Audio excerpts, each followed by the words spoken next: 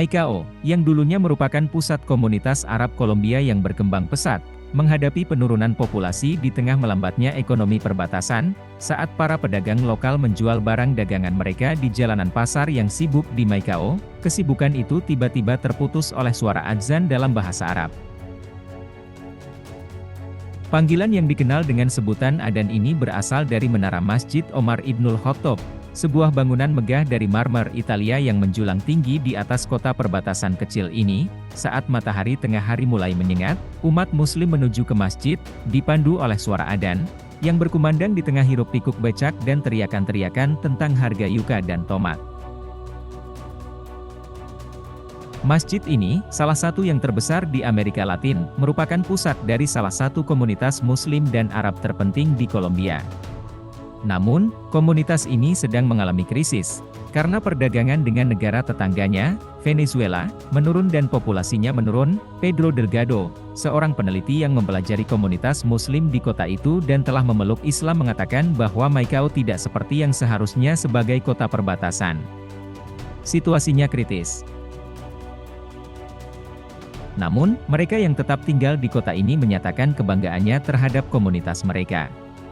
Wali Kota Muhammad Ja'far Dasuki, orang Muslim pertama dan satu-satunya yang memimpin sebuah kota di Kolombia, menyebut masa kepemimpinannya di Maicao sebagai sebuah kehormatan.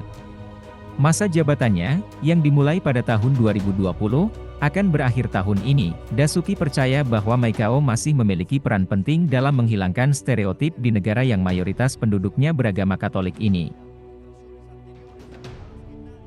Dasuki menyampaikan kepada Al Jazeera dalam bahasa Spanyol yang diselingi aksen Arab yang kental bahwa mereka memiliki tanggung jawab untuk menciptakan persepsi bagi mereka yang berpikir bahwa Muslim adalah teroris atau orang Kolombia adalah pengedar narkoba, bahwa melalui tindakan mereka, mereka dapat menunjukkan bahwa ini adalah aib dan persepsi yang buruk. Orang-orang Arab dan Muslim tiba di seluruh Amerika Latin setelah runtuhnya Kekaisaran Ottoman pada awal abad ke-20, meskipun hanya sedikit yang menetap di Kolombia. Perang saudara di Lebanon pada tahun 1970-an yang menyebabkan gelombang pencari suaka melintasi Karibia dan Kolombia, mendorong pertumbuhan komunitas Arab di Maicao. Diego Castellanos, seorang sejarawan yang mempelajari komunitas Muslim Amerika Latin di Institut Studi Anatolia Prancis menyatakan bahwa mereka menyadari bahwa ada banyak kemungkinan di pelabuhan-pelabuhan di seluruh Karibia. Dan penjelajahan itu membawa beberapa orang ke Maicao. Omar Dabage termasuk di antara mereka. Dia tiba di Kolombia pada 10 Desember 1971, awalnya menetap di kota pelabuhan Barranquilla. Dia menghabiskan beberapa tahun sebagai pedagang keliling, menjual tekstil di jalan, sebelum pindah ke Maicao pada tahun 1974. Pria berusia 73 tahun ini sambil tersenyum sambil menyeruput teh jahe dari sebuah gelas plastik kecil mengatakan dulu dia bekerja di lahan pertanian, tapi tidak ada pekerjaan untuknya di kampung halaman. Dia lebih memilih Maicao daripada kampung halamannya. Komunitas Arab di Maicao sebagian besar adalah orang Lebanon, dengan penduduk keturunan Suriah dan Palestina. Dan pada tahun 1970-an, para pendatang baru menemukan kemakmuran di kota perbatasan ini. Venezuela berada di puncak ledakan minyak dan Maicao hanya berjarak sepelemparan batu. Kota ini berkembang seiring dengan peningkatan ekonomi. Terletak di dataran gersang di Provinsi La Guajira, Kolombia, kota ini secara historis telah menjadi pusat bisnis yang menonjol, baik yang legal maupun ilegal, dan perbatasan di dekatnya yang sebagian besar tidak diatur dengan baik menarik para pendatang baru untuk datang dan mendapatkan peluang ekonomi. Castellanos, sang sejarawan, menjelaskan, saat itu, Maicao adalah sebuah kota yang memiliki banyak kekurangan, namun memiliki banyak barang selundupan. Di atas semua itu, ada kerangka kerja ilegalitas yang memungkinkan mereka yang datang tanpa dokumen untuk menetap dan mulai berproduksi secara ekonomi. Maicao mulai dilihat sebagai tempat yang makmur namun sangat berbahaya. Dengan kelompok-kelompok bersenjata dan pasukan paramiliter yang bertikai untuk menguasai daerah tersebut, Castellanos menggambarkan Maicao pada saat itu sebagai Colombia Wild West. Perdagangan melintasi perbatasan Kolombia-Venezuela memungkinkan komunitas Arab di Maicao berkembang. Bisnis dengan nama-nama seperti Walid, Hasuna dan Safadi segera menghiasi jalan-jalan komersial di kota ini, menawarkan barang-barang seperti peralatan rumah tangga, parfum dan tekstil. Pada tahun 1997, komunitas ini menyelesaikan permata mahkotanya, Masjid Omar Ibnul Khattab. Dihiasi dengan jendela kaca patri berwarna biru kehijauan, masjid ini menawarkan kilatan warna di kota yang berdebu ini, belum lagi tempat berteduh dari sinar matahari yang tak kenal ampun, pada masa kejayaannya di akhir tahun 1990-an. Dikabarkan bahwa Masjid Maicao sangat ramai sehingga jamaahnya meluber hingga ke jalan dan menunaikan ibadah salat Ramadan di trotoar. Masjid ini masih menjadi masjid terbesar ketiga di Amerika Latin, meskipun beberapa orang mengklaim bahwa masjid ini merupakan yang terbesar kedua, hanya kalah dari masjid-masjid di kota-kota besar seperti Buenos Aires dan Caracas. Bagi Samira Haj Ahmad, yang telah mengelola toko elektronik di dekatnya selama 41 tahun, masjid ini merupakan jantung dari komunitasnya. Ini adalah tradisi, kebanggaan kami dan agama kami, ujar Samira sambil menyapu tangga toko di sepanjang jalan komersial yang ramai, matanya yang ceria mengintip dari balik jilbab hitamnya. Tanpa masjid, tidak akan ada persatuan, tidak ada kebijaksanaan, tidak ada hati nurani untuk menjadi diri kita sendiri. Masjid adalah segalanya bagi kami, ujarnya. Sekolah Darul Arkam, yang terletak di sebelah masjid, tidak menunjukkan tanda-tanda perubahan yang terjadi di komunitas ini. Aula sekolah ini dipenuhi dengan foto-foto kelulusan siswa dari tahun ke tahun, yang dilabeli dengan campuran nama keluarga, beberapa di antaranya adalah nama keluarga Hispanik, dan yang lainnya adalah nama keluarga Arab. Namun, jumlah siswa di sekolah ini telah menyusut belakangan ini.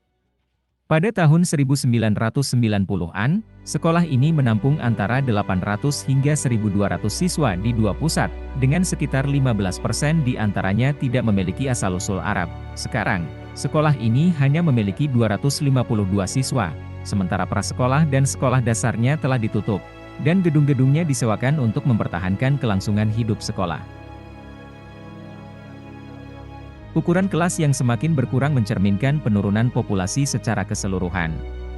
Meskipun angka pastinya masih diperdebatkan, komunitas Arab di Maicao berjumlah sekitar 5.000 hingga 8.000 orang pada puncak kejayaannya di tahun 1990-an, populasi mereka saat ini telah anjlok menjadi sekitar 1.000 ekor, menurut laporan media lokal. Wali kota mengklaim bahwa jumlahnya mungkin mendekati 3.000, meskipun para peneliti seperti Delgado mengatakan bahwa angka tersebut berlebihan. Hanya sedikit dari kita yang tersisa di Maicao, kata kepala masjid, Husin Omais Barrera, sambil duduk di aula berkarpet yang kosong. Ini menyedihkan. Dulu ada komunitas yang besar dan sekarang berkurang. Saya sedih. Karena lahir dan dibesarkan di Maicao, melihat orang-orang pergi untuk mencari pilihan lain.